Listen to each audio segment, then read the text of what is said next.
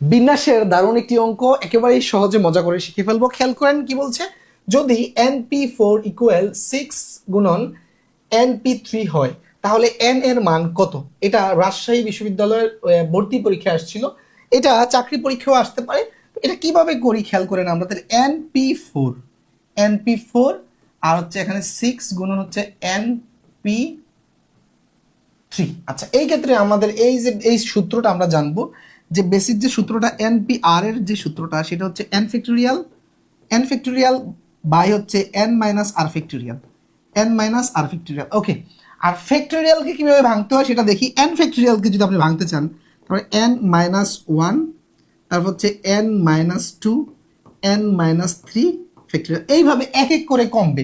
যদি আমি একটু ছোট্ট উদাহরণ দিই যে 3 ফ্যাক্টোরিয়ালকে কিভাবে লিখতে পারি, তার মানে প্রথমে 3 গুণন 3 এর চেয়ে 1 কমবে 2 গুণন 1, এইভাবে আপনি গুণ করে করে যাবেন। ওকে, আচ্ছা, তার মানে এইটাকে যদি আমি একটু মানে সূত্রটাকে ভাঙি তার মানে কি হয়, n ফ্যাক্টোরিয়াল আর নিচে হচ্ছে n মাইনাস 4 ফ্যাক্টোরিয়াল, নাকি n মাইনাস 4 ফ্যাক্টোরিয়াল। এই যে এখানে এই যে আটটা মানে হচ্ছে 4, তার মানে আমরা r এর জায়গায় এই যে 4 দিয়েছি, তার মানে এই 6 এর জায়গায় 6 রাখেন, তারপরে n ফ্যাক্টোরিয়াল তারপর হচ্ছে n মাইনাস r মানে 3 ফ্যাক্টোরিয়াল। ওকে, আচ্ছা, এখন খেয়াল করেন আমাকে বের করতে বলছে n এর মান। আচ্ছা, n এর মান যদি বের করতে হয় তাহলে আমি দেখেন এখানে n ফ্যাক্টোরিয়াল এখানে n ফ্যাক্টোরিয়াল, তাহলে এই দুই জায়গা থেকে যদি n ফ্যাক্টোরিয়াল কেটে দেই, হ্যাঁ, তার মানে থাকতেছে কি এখানে 1 আর এখানে হচ্ছে থাকতেছে হচ্ছে এই যে 4 ফ্যাক্টোরিয়াল। আচ্ছা, এখন 4 ফ্যাক্টোরিয়ালকে আমি কোনোদিন 3 ফ্যাক্টোরিয়াল বানাইতে পারবো না, কারণ ফ্যাক্টোরিয়ালকে ভাঙলে আস্তে আস্তে এক এক করে কমাইতে হয়, এক এক করে মাইনাস করতে হয়। তার মানে আমি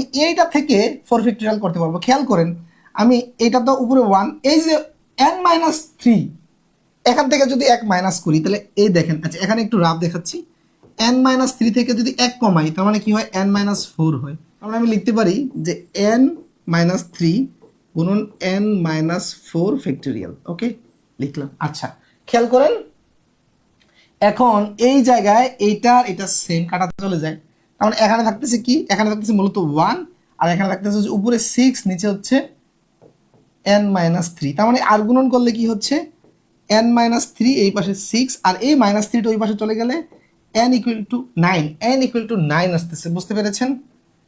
এই হচ্ছে বিন্যাসের অঙ্ক, একেবারেই মজার, সহজে শিখতে পারবেন।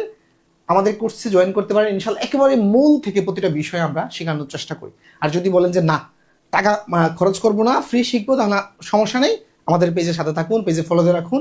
এখানে আমরা প্রতিদিন ইনশাল্লাহ নিয়মিত ভিডিও দিয়ে যাচ্ছি, এখান থেকে অনেক কিছু শিখতে পারবেন। তো সাথে থাকুন, শিখতে থাকুন। আল্লাহ হাফেজ।